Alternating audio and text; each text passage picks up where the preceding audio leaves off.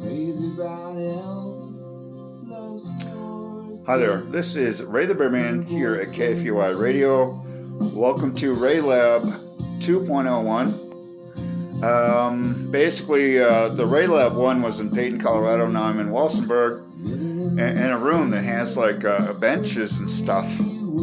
So I'm in the middle of doing a screen replacement on a Toshiba, and I'm not doing as well because the plug does not match from the older computer screens compared to the newer ones. So I'm going to see if this Toshiba will match. If anything, I can use an external monitor and then use the power of the Toshiba that has an i5 with 8 gigabytes of RAM. So once again, I'm in my office doing screen replacements with what I have available. Thanks for tuning in. This is really cool.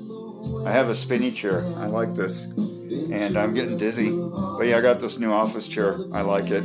It's beautiful. Thanks for tuning in and watching the demo of screen replacements on a Toshiba laptop, part 1.